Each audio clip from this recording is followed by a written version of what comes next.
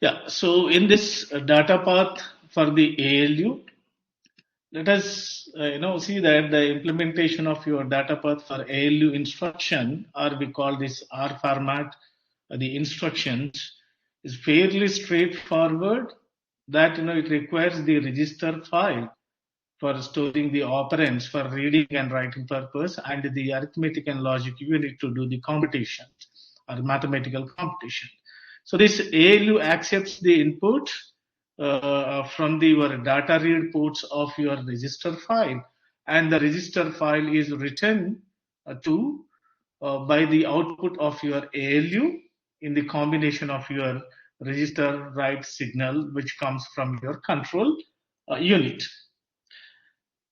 And we have seen this, how the data is when the instruction is fetched, and when it is entering into the decode part, then the operands of your registers will be given, the identity of your registers will be given as an input to your register file, and then from there the data will be read from those specified registers and given as an input to your ALU.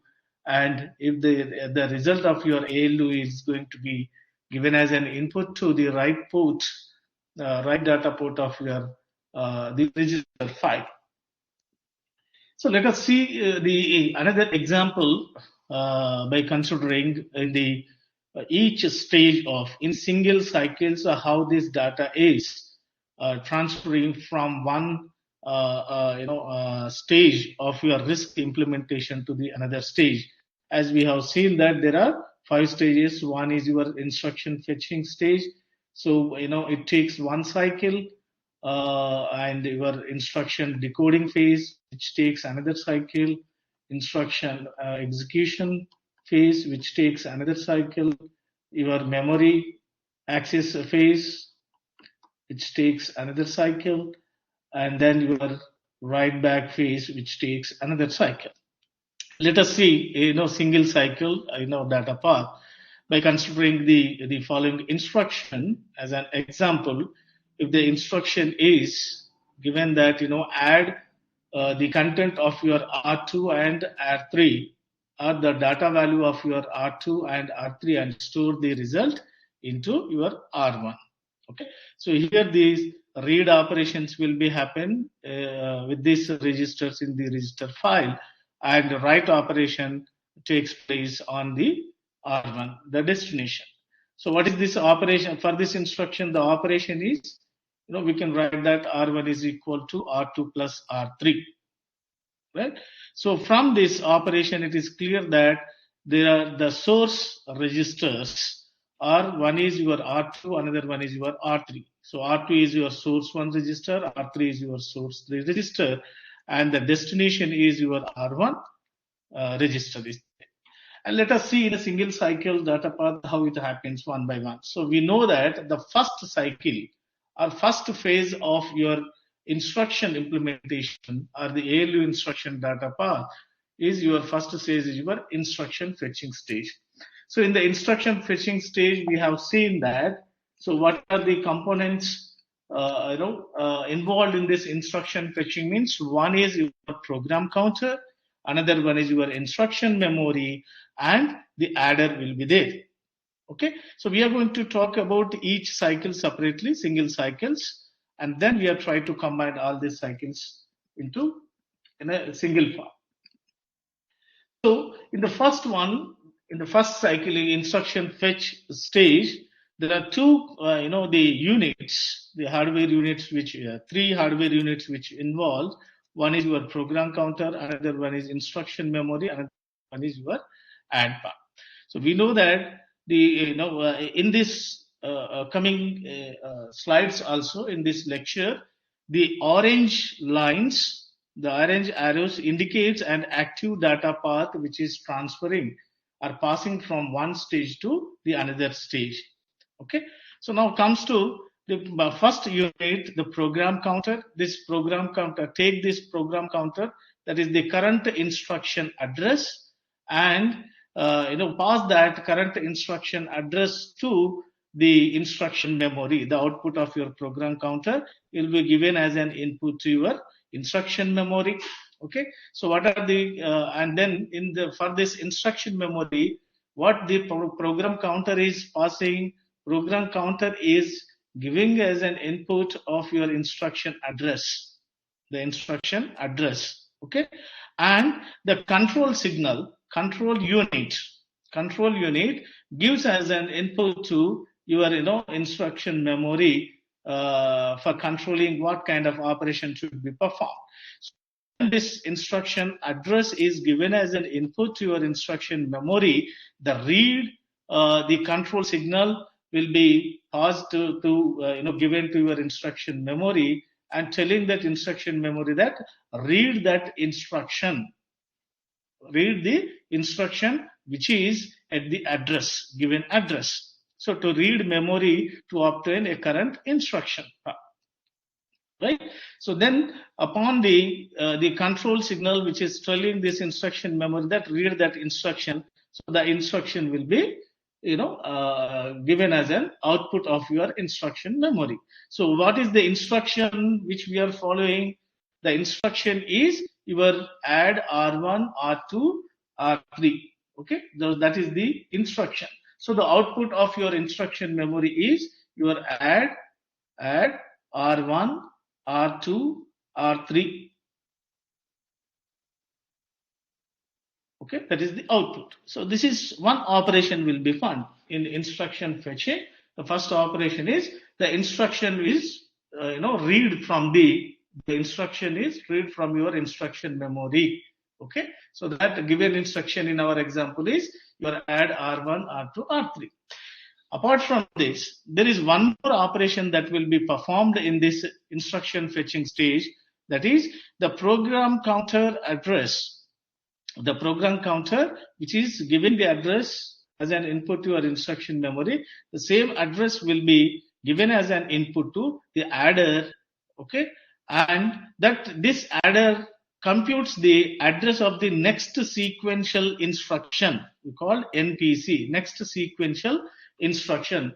That is your next program counter address will be. So how it will be? It is calculated is equal to your PC plus 4. So 4 is given, 4 bytes are given as another input to this adder, and whatever the current address is there, that will be given as the second operand to this adder. So then the output of this adder will be your next sequential instruction we call the NPC, and that NPC is equal to your PC plus your 4. Why 4? 4 means here 4 bytes. 4 bytes means 32 bits. So we followed the IEEE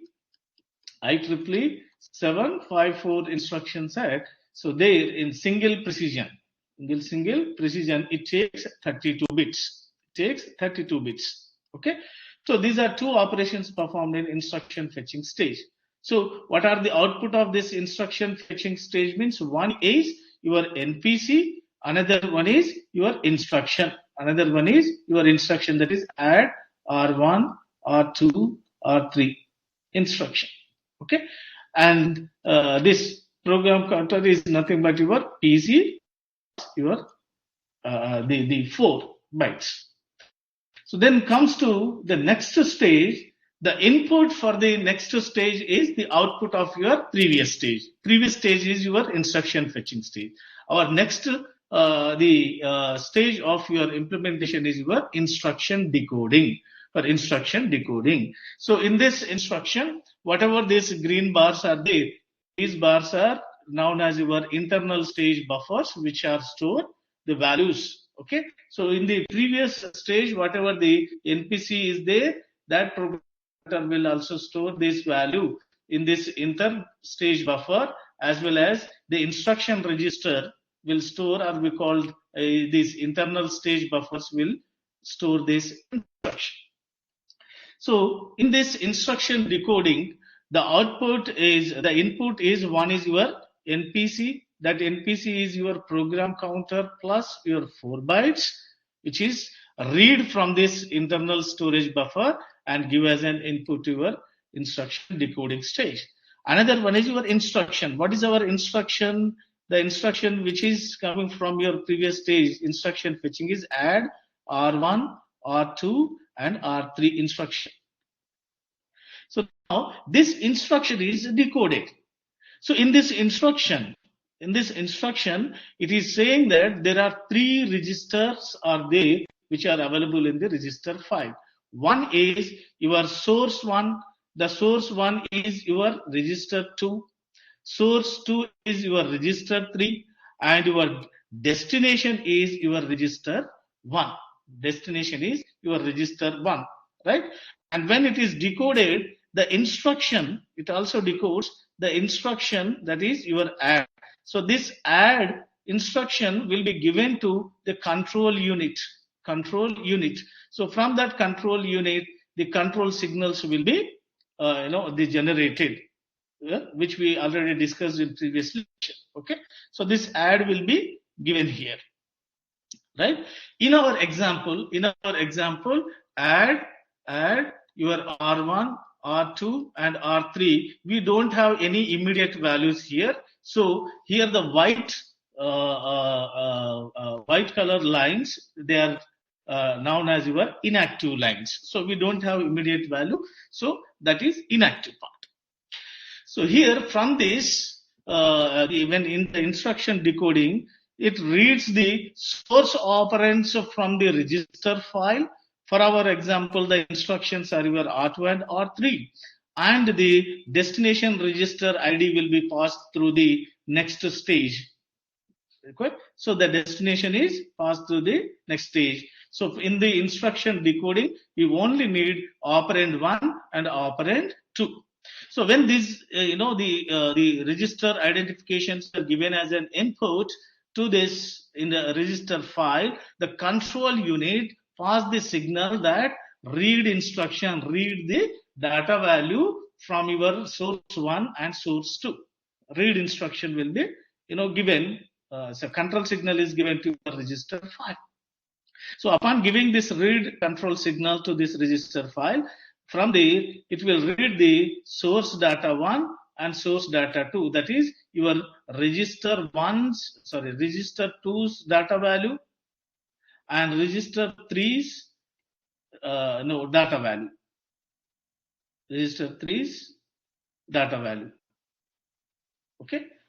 So this, and at this stage in instruction decoding, the program counter is not going to be doing any operation. So this NPC, the process through to the next stage, and that value from this, the interstage buffer, the value will be passed to the next stage. So what is the output of this instruction decoding stage means? One is your NPC, which is passing right through from your instruction fetching stage to your instruction decode and instruction decode to the next stage, and the data values of source operand 1 and source operand 2, and also passing the destination register identification to the next stage. So these values will be stored in the interstage buffer. So then comes to the next stage of your the RISC processor instruction implementation is your execution stage. Okay, so in the execution stage, what is the input? Okay, the input for this execution stage from your previous stage is, it is having the NPC.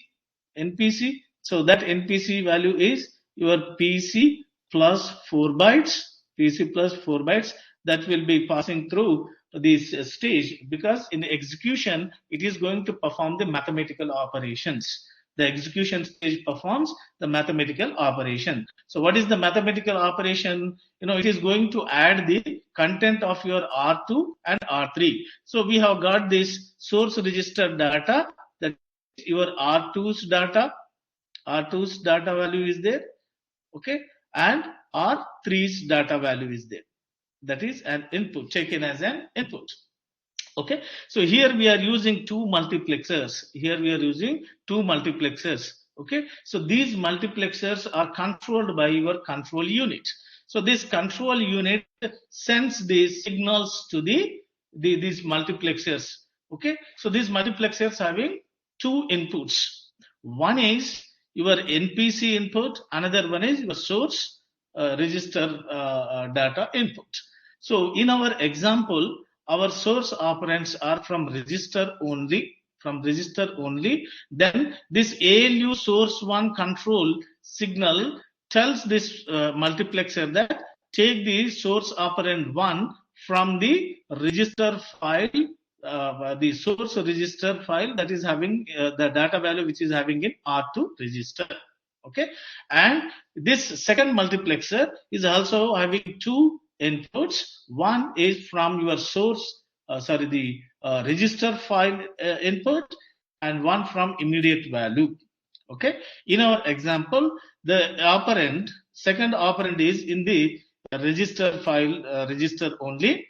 So that is your R2. So this ALU source to control signal tells this multiplexer that take the second operand from the register only, that is R3 register data. So the output of these two multiplexers are the R2's data value, and here is your R3's data value, and these will be given as an input to your ALU. Now this ALU performs the arithmetic operation. So the control unit generates the signal to perform the operation, that your add operation. So it gives the control signal to the ALU that perform the add operation. So it performs the value R2 plus your R3. Okay, and it gives the output. ALU output is the addition of two numbers, that is R2 plus your R3. R2 plus the R3. Okay, and then this output will be given as an input to the next stage, but this result is stored in the interstage buffer. Okay, and the destination register is passed on to that destination register is not used in this execution mode, and the NPC is also not used in this execution stage of your instruction. Only the mathematical operation is performed here. So the output of this stage is 1, is your ALU output. So this ALU output will be given as an input to the next stage, that is your memory stage. The memory stage. So in the memory stage, what are the units involved in this memory access stage? One is your instruction memory, and another one is your program counter. Okay, so in the instruction memory, in the memory access also, there is this next program counter address is not going to be used, that is PC plus 4. So that is simply pass on to a multiplexer. Once the execution is over, then this the next instruction address should be updated in the program counter. So that will be given as an input to a multiplexer here. Okay, in this multiplexer, it takes another input from your ALU output. Okay, so this input is used in the branch instruction part. In our arithmetic and logic instruction, the multiplexer takes this NPC will be directly given to your program counter as an input to update the next instruction address. But whereas in branch instructions are there, that time how this ALU output is used and this zero flag output is used, that we discuss over there. And the output of your ALU is, we are having the value of the calculated value, data value of your R2 and R3 from your previous stage. So this ALU is going to store in the memory access. Here it is going to access the register, not the instruction memory. So here you can see the white arrow. So this output, ALU output, is not going to be given as an input to your memory instruction. It is going to pass to the next stage. Okay, and your destination register, that is your R1, is passed on to the next stage. So for arithmetic and logic unit, for arithmetic operations or for ALU operations in the memory stage, it is not going to use any hardware component, So the output of this stage is given as an input to the next stage. So in the next stage, that is your last stage, we call the write back stage. In the write back stage, it is going to write the data value of your ALU operation into the register. So the output, ALU output, is your R2 plus your R3 value out. So that will be given as an input to your multiplexer, and that multiplexer will, the control signal is given to this multiplexer that the write back source will be selected.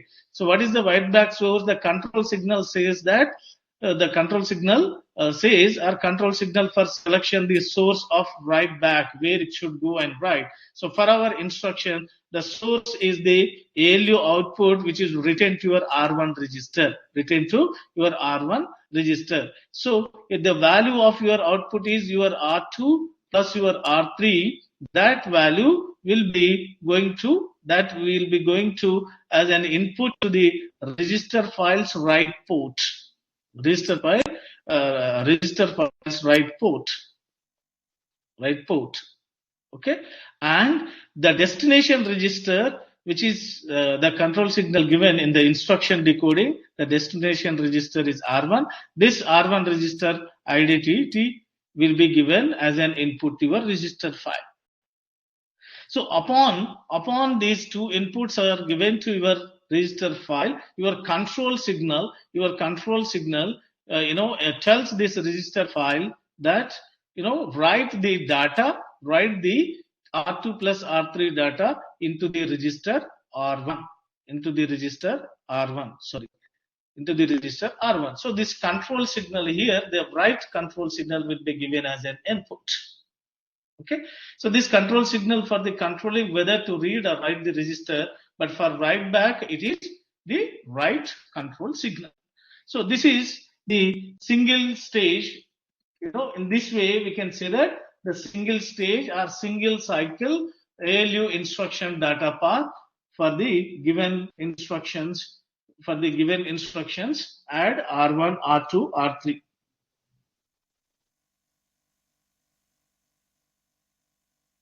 Right? So let us consider another example. In the previous one, we just used only the add operation and having three register that R1, R2, and your R3. So we used only a register file and add arithmetic. The add operation code. Okay. So to perform these operations, we just required one ALU and your register file only. The remaining instruction registers and those hardware units are not used. Here, let us consider one more example, that there is a subtraction of instruction. Suppose subtraction of your R1, R2, 101. That means subtract the value of your R2 minus your 101 and store the result into your R1. So the operation is R1 is equal to R2 minus your 101. So here you find that the second operand is your immediate value. The second operand is your immediate value, or second source is your immediate value. So from this, the source registers which are used is your source R2 is source 1, and the second source is your immediate value 101, and the destination register is your R1.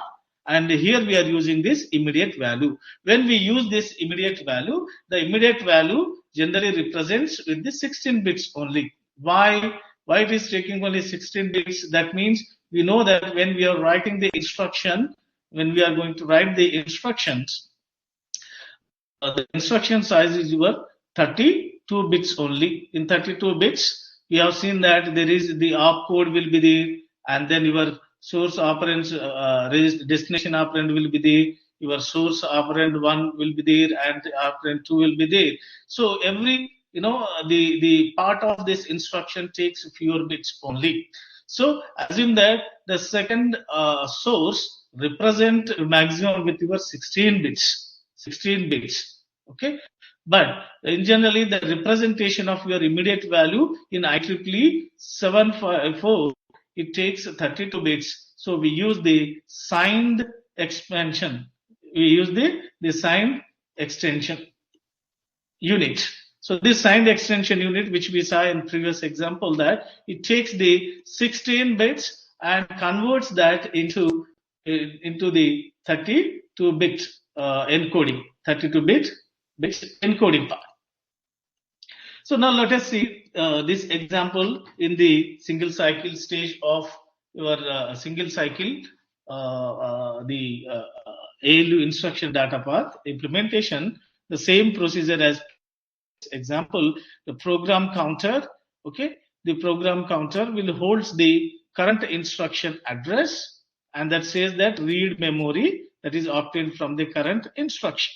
Okay, so that gives the address as an input, and from this memory unit, that address will be from that address the instruction will be read the data. So what is our instruction? Our instruction is subtraction. Store the value in R1, R2 minus 1. Sorry, the immediate value is your 101 is the instruction. This is the instruction. And it also performs the instruction fetching stage is same for all the instructions. It may be your ALU, it may be memory, it may be your branch instructions. Any class of instructions, the procedure is same for everything. Okay. And here this program counter, the next program or next sequential instruction will be calculated as your PC plus 4. Okay. And that will be given as an input to your next stage. So in the next stage, that is instruction decoding. When the instruction is decoded, our instruction here is subtraction, your R1, R2, and your 101. That instruction. When it is decoding, this subtraction operation opcode will be given to the control unit. The opcode will be given to the control unit, and that control unit generates the control signal, and this control signal will be given as an input to your ALU to perform the subtraction operation. But along with that, from this instruction, when it is decoded, then it is having source operand 1 is your R2, and second operand is, we don't have, the second operand is not in the register. Second operand is the immediate value. Second operand is the immediate value, that is your 101, that is represented with the 16-bit encoding. And the destination for this one is your R1 register. So this R1 register at this stage in instruction decoding, it is not going to read any value. So it is directly passed to the next stage. But from this instruction decoding, we need two operands.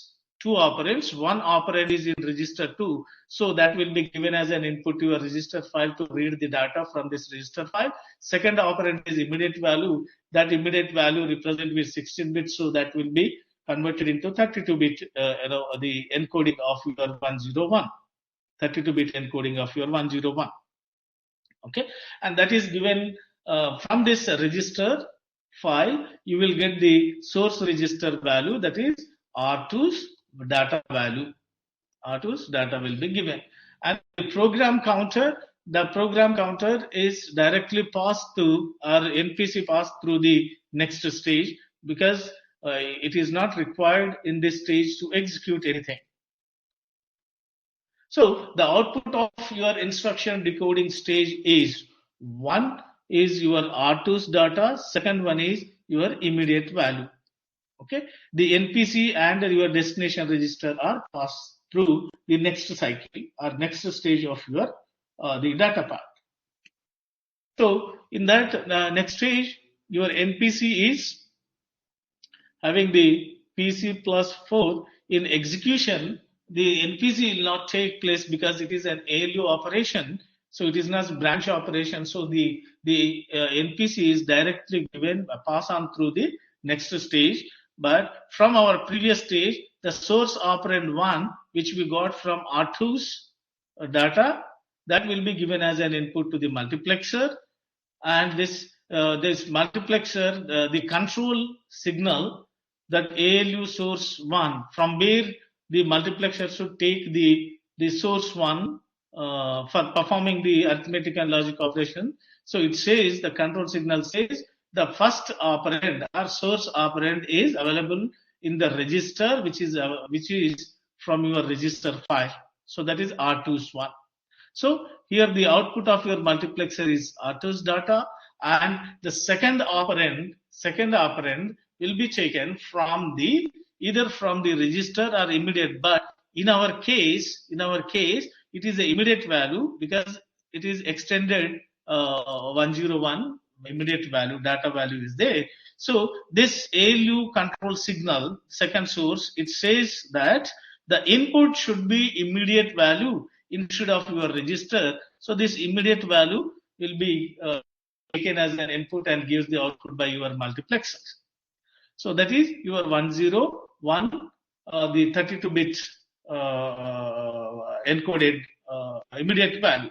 So for ALU, one operand, source operand 1 is from your register, another one is the immediate value. So which addressing mode it is? It takes the immediate addressing mode, and then this R2 and your 101 is there given as an input to your ALU. Then what kind of operation it should be performed means, in the control signal, in the instruction fetching stage, instruction decoding stage, in the control unit pass that control signal and saying that it is going to perform, that ALU should perform the operation subtraction. So for this control signal for this ALU to select the mathematical operation, that is your subtraction operation. So it performs the subtraction operation and gives the output as R2 data value minus your immediate value, that is in the immediate value, that is this data will be given as an output, that is the computation result of your ALU out. Right? So in execution, remember, only the mathematical operations will be taken place, and then for the destination for storing this value, the destination is your R1, which is the register 1 identified right from your instruction decode stage. So then from here you will find your R1 and this data value, ALU output, and your program counter will be passed on to the next stage. So that is, here NPC is your PC plus 4, that is directly passed to the multiplexer here. Okay, and in our arithmetic and logic operation, it is not branch and bound, so it will simply goes and update the program counter. Since this is not a branch instruction, so PC is set to be the NPC and the next sequential instruction address, that one is, and the output of your previous stage, that the execution one, is your ALU output. What is ALU output? It is giving the data value of your R2 minus your 101 data value. So this is a data, this is not the address of your memory. So this data will be simply passed on, because here the memory is not accessing. So this data is passed on to the next one, that is then pass to the next stage, that is R2 minus 101 pass to the next stage. So in memory access, as soon as your instruction execution stage completes, in the memory access stage, your program counter is updated with the next instruction address. And to store this value, we have the destination register as an input to this the memory execution stage, that is the destination register ID passes throughout to the next stage here. So the output of your memory access stage is one is your ALU output, and it also gives the address of your destination. So that comes to the last stage of your the instruction data path, ALU instruction data path. One is the input from previous stage is your ALU output, that is your R2 minus 101 will be given as an input to the multiplexer. Another one is memory address is there, but in our example, this is a data value, it is not an address. So that will be given to the multiplexer.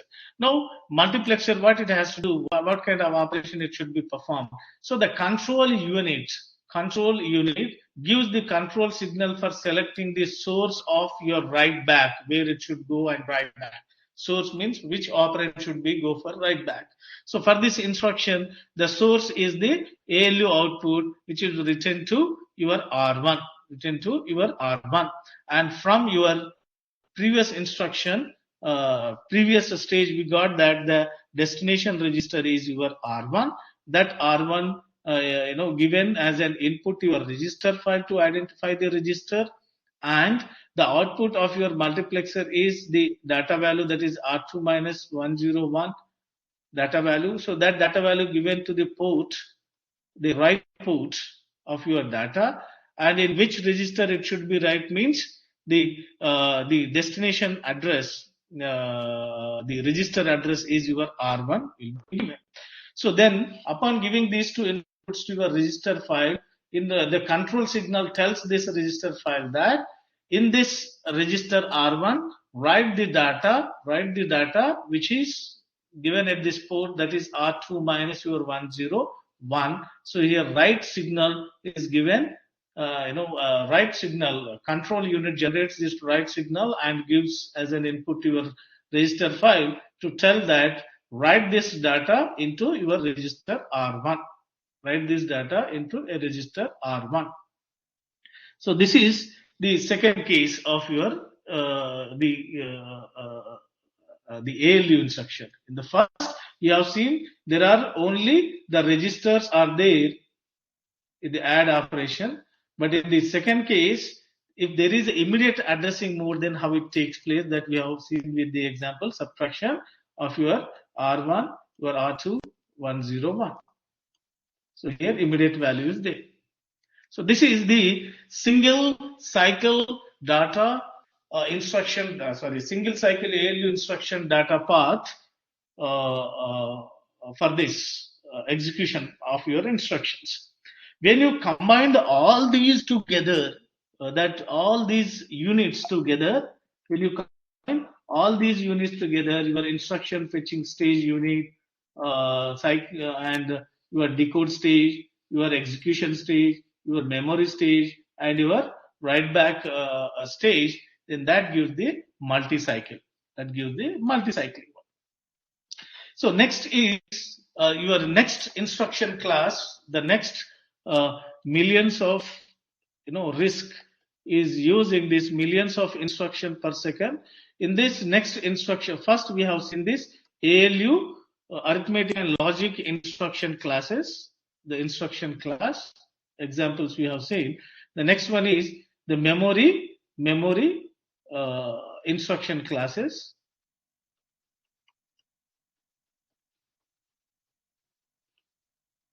And third one is your branch instruction one. Branch, the instruction class. Okay, so we'll see this memory instruction class, how this data path for this memory instruction takes place in every cycle, in every single cycle, like every stage for instruction fetching, instruction decoding, instruction, the execution, your memory access, and your write back path. So let us see one by one here. So what are the memory instructions are there, and memory reference instruction classes there means one is load and store instructions. So in this data path implementation, the load and store data path uses the instructions such as your load R1 or offset the R2. So that gives the immediate values. So where this offset denotes a memory address offset, which is applied to the base address of your R2. So we have seen that when we are going to calculate the value of some address, we have calculated that R2 will be calculated as your base address, and with this base address you're going to add some the displacement, that is your the offset, we used to call the offset, right? So the load instruction read from memory. Load instructions reads from memory and writes into register. So it reads from your memory. The load instruction reads from your memory and writes into your registers. Whereas your store instructions reads from registers and writes into memory. Reads from your register and write into your memory. So what it means, these memories are having they are going to store the instructions and data values also. So load means from memory you are going to loading into your registers. It may be your instruction register, it may be into your program counter, it may be into your address register, it may be into your data registers. So any special purpose. So load means it reads the memory and writes into your R1. Store means it reads from register and writes into your memory. So in order to compute the memory address, in this case, in order to compute the memory address, the MIPS instruction set architecture specification says that we have to use this sign extend unit, that is the 16-bit offset to a 32-bit signed value. So in this load and store data path that performs some series of actions. First, it is going to perform the register access. Okay. So this register access that takes the input from the register file to implement the instruction, data, or address, which is the fetch step of the first step of your fetch, decode, and execution cycle. Second action is memory address calculation. So here it is going to calculate the effective address. So this effective address will be calculated as your R1 plus the offset. So we write them as your square bracket. So what is R1? R1 holds the base address. Okay. Plus from that base address, it is going to add the displacement or offset so that it gives the absolute value. The effective address. So this memory address calculation that decodes the base address and offset and combining them to produce the actual memory address or target address, we say. So this step uses the signed extender unit and your arithmetic and logic unit. Arithmetic and logic unit is used, signed extender is used to convert any immediate value that R1 plus this is there, suppose in the address, then convert this immediate value from 16 bits to your 32 bits. It uses the signed extender, and after that, to perform the base address plus your immediate value, the arithmetic and logic unit is used. Next action in load and store is your read or write from the memory. If it is a load instruction, it reads the memory. If it is the store instruction, it writes the memory. So read or write from memory that takes data or the instructions from the data memory and implements the first part of your execution step. Of your decode, the execution cycle, fetch, decode, and execution cycle. And last one is write into register. So load is there means it reads the memory and writes into your register. Your store means it reads the register and writes into the memory. So this is for store instruction, and write into register is for your load instructions. So in this diagram, you can see this, the load and store data path that takes operand 1, this data path, load and store, that takes the operand 1, that is the base address. From where it comes, the base address comes from this register file, Okay, so that is the operand 1 comes from the register file, and the next input for this memory address is you are having the offset. Offset means it is immediate value. So when this instruction is decoded, that immediate value will be given as an input to your signed extend one, that is your immediate value, right? Or we say this offset immediate value or your offset. Okay, so which is obtained from the instruction input to the register file. So this signed extended offset and the base address are combined by this arithmetic and logic unit. So this extended one will be also given as an input. This immediate value is given as an input to one operand is the base address. This is the base address comes from this register, and immediate value comes from here. Then arithmetic and logic unit is going to perform the addition operation. So base address plus immediate value, that will give the ALU result. ALU result we call target address or effective address. So this combines the ALU to yield the memory address, and which is input to the address port of your data memory. So this output is an input to the address part of your address port, part of your data memory. Address part of your data memory given as an input. Okay. So then the memory read in this, you are having the control signal memory write and memory read is there. Memory write and memory read is there. So then memory read signal, this memory read signal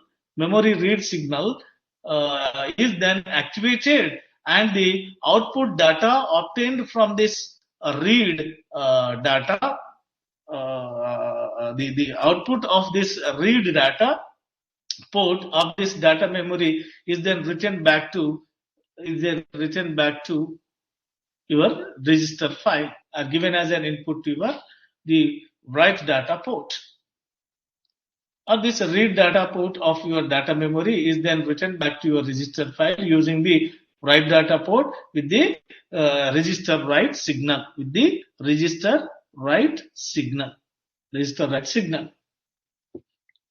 right?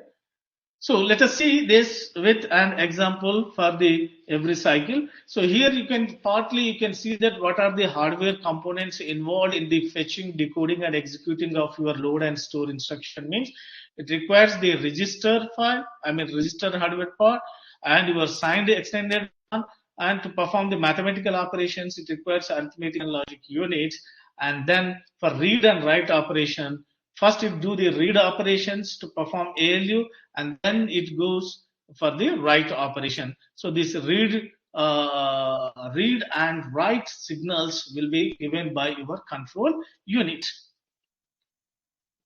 right? So let us see this example in the instruction. If it is given that move the data value into the memory address at R1 plus 100, So from here it performs the operation, that memory write operation. It is going to perform the memory write operation, or we can say that it is storing the value into this address,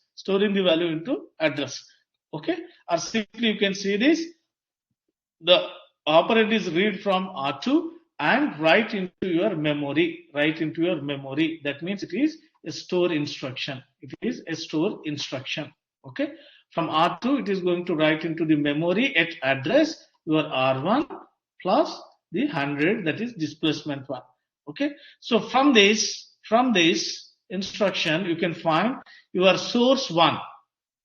Your source 1 is your R1 register and your R2 register. Source 2 is your R2 register. Source 1 is R1, source 2 is R2. And what is the destination mean? There is no destination in this instruction. It is having only two operands, source 1 and source 2. It is not going to store in any register. It is going to store in the memory. So there is no destination register. The destination is memory location. And here, what is the the addressing modes? It is taking the immediate value, that is 100, the immediate value. Okay, that means it is taking two registers, so register file is required. It is going to perform this addition operation, so ALU unit is required. And to perform this addition operation, it is having this immediate value, so it requires sign extender unit, Okay, so let us see this in the example. As the first stage is instruction fetching stage. In the instruction fetching stage, as usual, the program counter holds or reads the memory, which is holds the current instruction. So it gives example. What is the instruction address? The instruction which we are having is your move R1 plus your 100 and your R2. So this instruction address will be given to as an input to your memory. So the output of this one comes as the move instruction, your R1 plus your 100 base the effective address of your memory and your R2.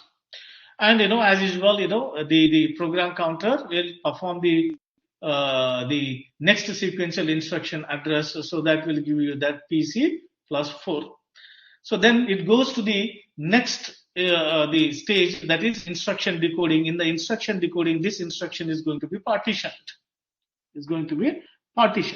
Okay, so that you can find that the instruction which we got from your instruction fetching is your move your R1 plus your 100 and your R2.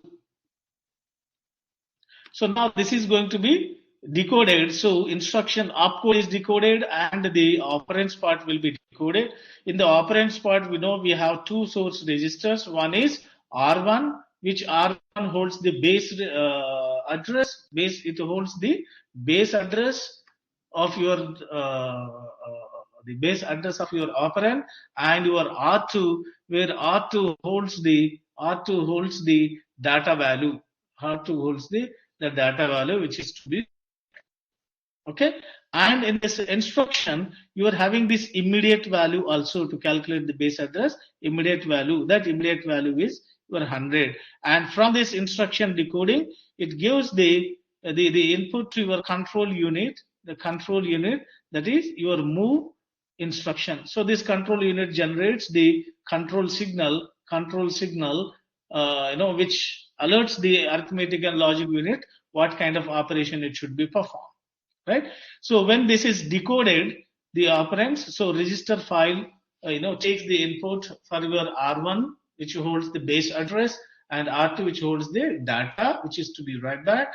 So then the output of this read register file is your read data from your R1, that is the base address, which is coming the value from this R1 register, and read data 2, that gives your actual R2 data value, the actual data. Okay, and then this immediate is represented with your 16 bits, so it must be sign extended to keep the positive or negative values. So it will be converted into your 32 bits part, that is your 100 signed bit extended one. So this extended 16-bit immediate to your 32-bit will be given as an input to your next stage. So now instruction is decoded. Then it is going to perform the mathematical operation, that is the execution part. So the execution stage, it takes the source one is your R1, which is having the base address, and that will be given as an input to your multiplexer. this multiplexer takes the input from your NPC also. This NPC input will be taken by multiplexer only in the branch instruction, not in the memory. Not in the memory. Okay. So, and the second operand to perform this operation by your ALU, second operand is your data value. That is, the R2 that is holding the data value, and another input from the previous stage is your immediate value, that is your 100 immediate value. So now this R2 data is given as an input and immediate is given as an input to multiplexer. So here this control signal, ALU control signal, tells this multiplexer that take the immediate value as an input, not the data value, to calculate the address, to calculate the effective address. So this control signal for source to input into the ALU. So for this instruction, the input should be immediate value instead of your register. So it takes the immediate value. Okay, and then the ALU source 1 tells this ALU that the input is your register. So the register value will be taken. Okay, that is your R1 base value will be given. So base value plus the immediate value, that is 100. So it is having the ALU takes two inputs, R1 and your 100, and what kind of operation it should be performing. In the decode stage, the instruction given as an input your control unit that perform the addition operation. So ALU control signal given alerts this ALU that select the control signal for ALU is to select the mathematical operation, that is addition operation. So then it performs the ALU gives the output as R1 plus your 100, that is the address, that is the base address plus your effective address. Okay, that will be given. So this effective address is there, and then whatever the input from your previous stage, your instruction decoding, that is your data. So that data is given as an input to, okay, that second source will be, that is your R2 value, that is the data value, will be given as out, that comes as an output. And the program counter, the NPC passes throughout this next stage. These NPCs won't be taking place in this execution as in decoding part. So PC plus your 4 will be given pass to your next one, that is your execution stage. So in the execution stage, you have NPC is your PC plus 4 is an input to the next stage, that memory or write back stage, or execution, the memory intermediate stage. ALU output is you are having the address, base address value. The data value is R1 plus your 100. This is a data, our value is there. Okay, so that is the address. This is the address that is given as an input to your memory unit, because it is taking the write operation. Okay, so then to do this, when this input is given to memory address, your control unit tells this memory address that this instruction is going to be right into the address which is calculated here. Okay, and the second operand is your R2, that is having the data value. So that data is given as an input to a write data port, and from here it finds the address is at R1 plus your base address is there. In that address it is going to be write. It is going to be write. Okay, and with this the memory access process completes, because here you can see the white lines. There is no output from your the memory instruction memory. It is because it is having the write operation, not the read operation, right? And then once this instruction is instruction is successfully write the data into the specified memory, then the program counter is going to be incremented automatically. Since this is not a branch instruction, so PC is set to be in the next program counter address. So this, from the previous two examples, if you see, this multiplexer is basically used only when there is a branch instruction. So then comes to So once the instruction, that is the move instruction of your R1 plus your 100, that is base the effective address to write the data of your R2 is over, then there is no write back. Write back stage is going to write the value into the register, but in our destination, in this instruction, the destination register is none. It is having source 1 is this one, source 2 is this one, and it is going to write into the memory, not in register. So it reads from the register, uh, 2 and writes that data into your memory part, not into register. So write back operation is nothing, is done. So memory write instruction does not need write back to register. So no data path is activated in this stage. So comes to the next one is your data path for your branch instruction. Data path for your branch instruction. So here in this branch instruction, if you see, there are two branch instructions we follow. One is branch and jump data path. Branch and your jump data path. So in this, if you see the branch data path, jump is an unconditional branch here. The jump is an unconditional branch.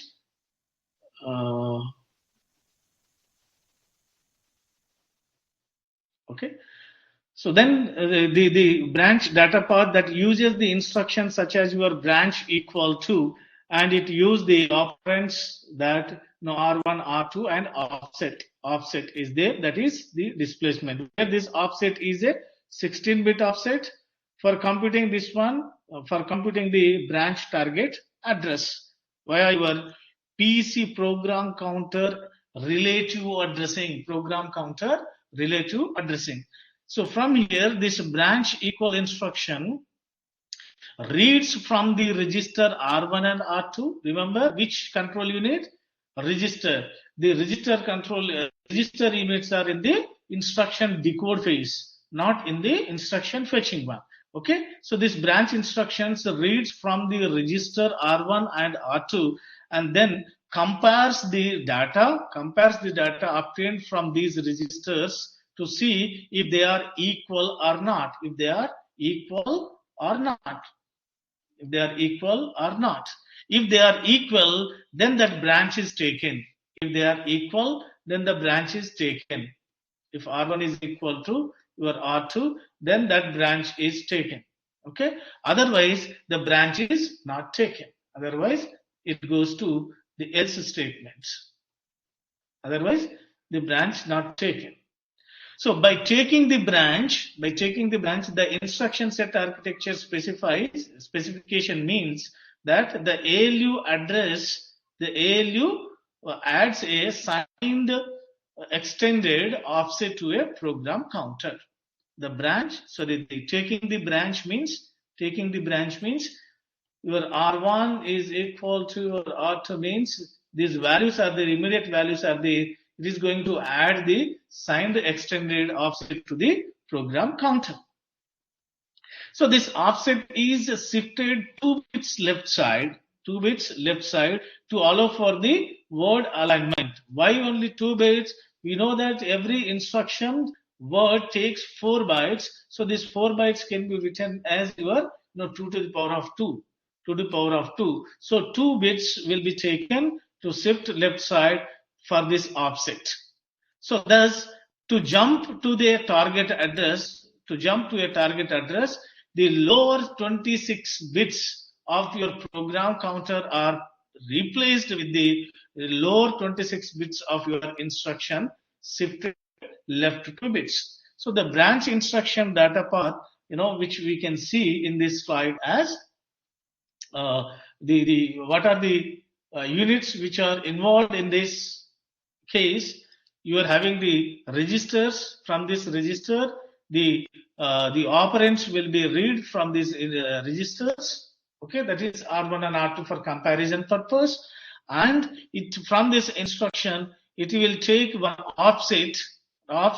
So that is in 16 bits. So that will be extended into your 32 bits. And from this 32 bit, it is shifted 2 bits because 32 bits, it is taking 4 bytes. So 4 bytes written as your 2 to the power of 2. So 2 bits, 2 left shift will be taken place, and that will be given to a multiplexer or the another ALU.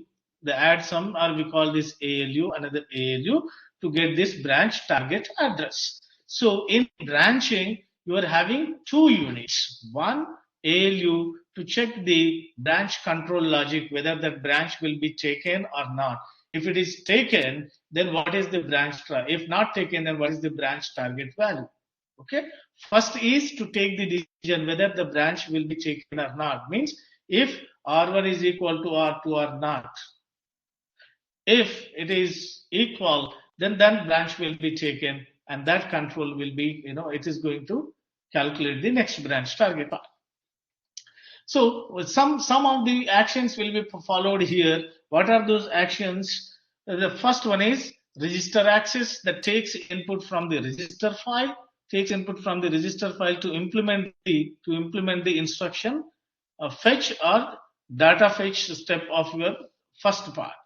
Second one is it calculates the branch target, the effective address. The current ALU1, this ALU1, the current with the ALU1 evaluation of the branch condition. This one evaluates the branch condition, and the 2 evaluates the branch target, that calculates the branch target address, or BTA, to be ready for the branch if it is taken. So this completes the decode step of your fetch, decode, execution part. So in the instruction fetching, register access will be there. In instruction decoding, in the decode phase, it is going to calculate the branch logic as well as your branch target. Then it goes with your execution phase. It goes to the execution phase. So in the execution phase, it evaluates the branch condition and jump to the branch target address, or program counter plus 1, program counter plus 4, sorry. So that uses this ALU1, right, to determine whether or not the branch should be taken based on this one.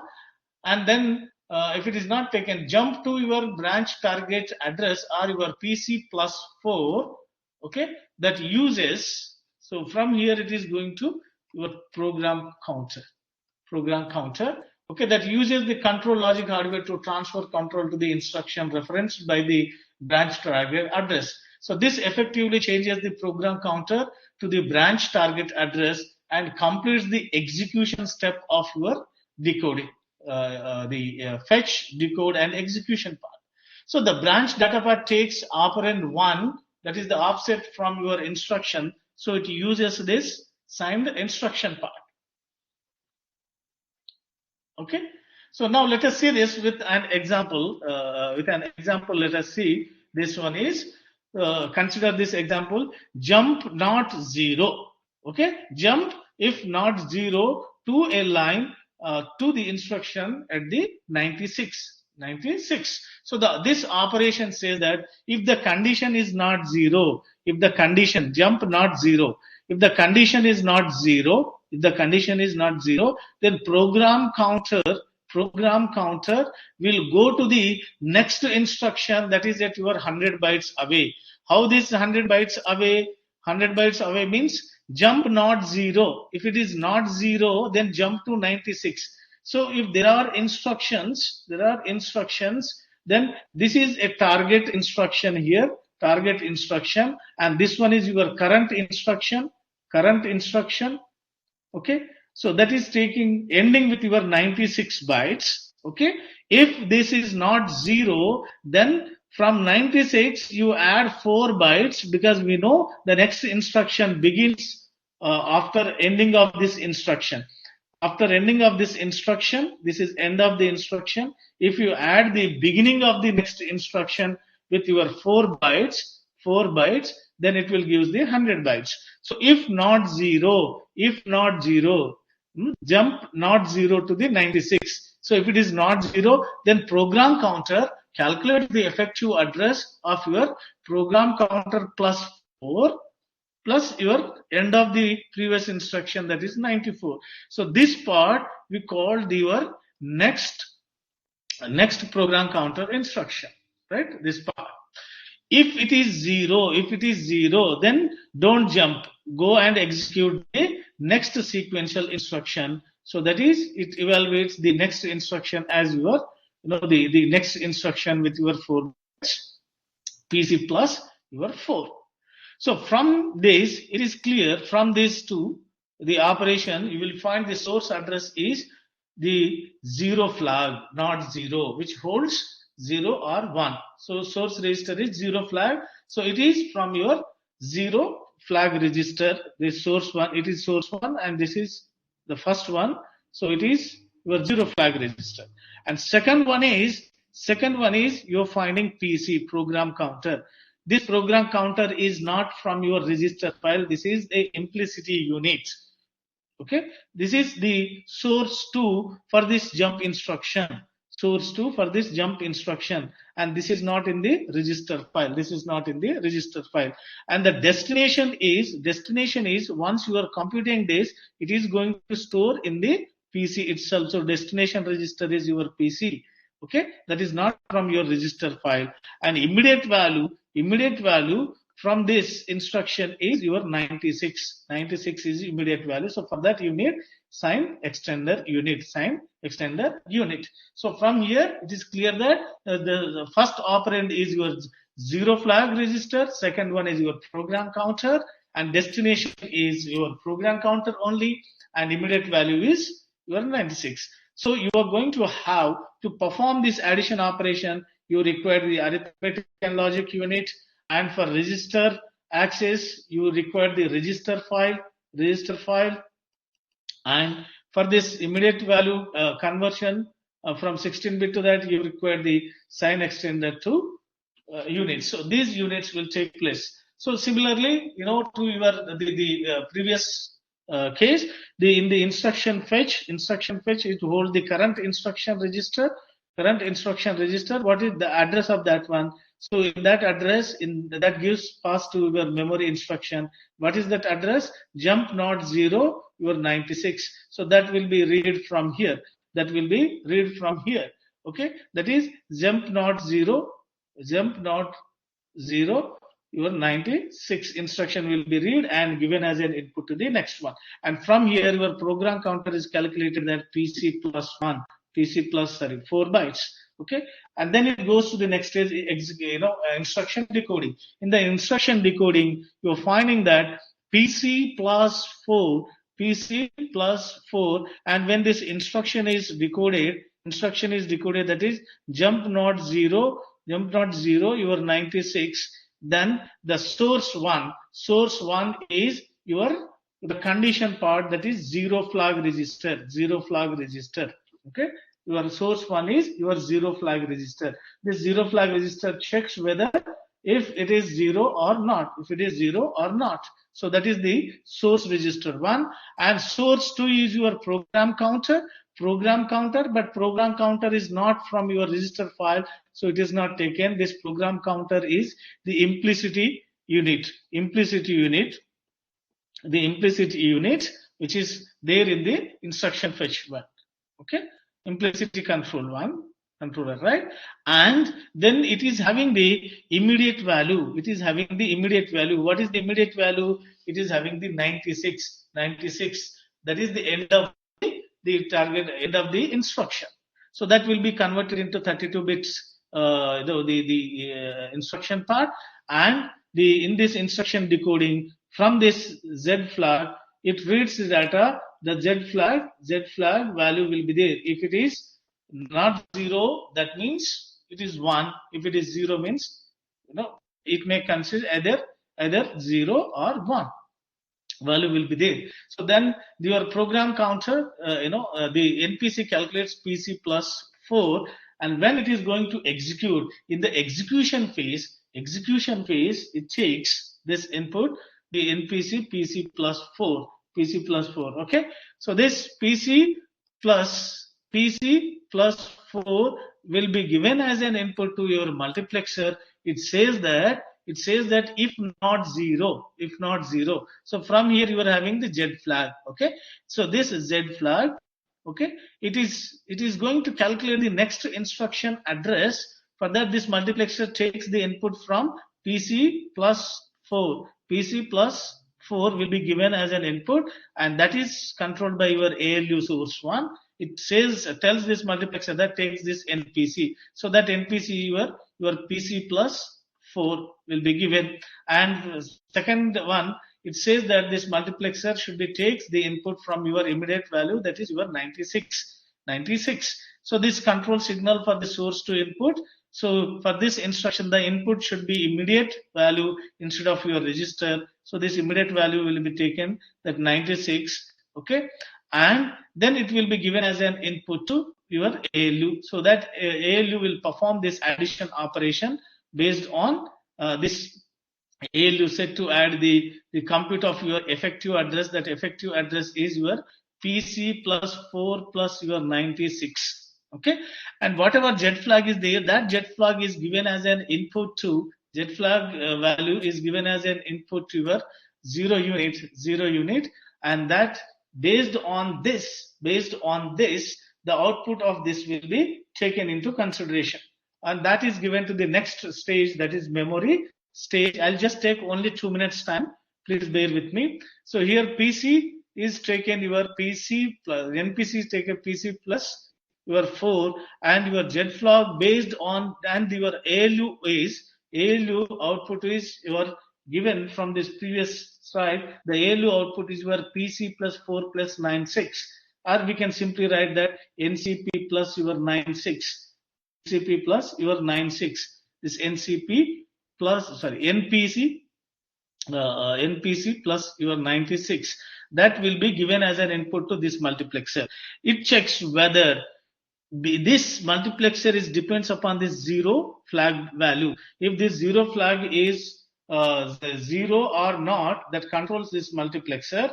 Okay, so the effective address of this branch target will be based on, if it is 0, then it takes only this value. If it is not 0, then the output of this NPC plus your 96 will be calculated, effective address, and that will be updated into your PC. So this is the branch instructions, and there is no memory write.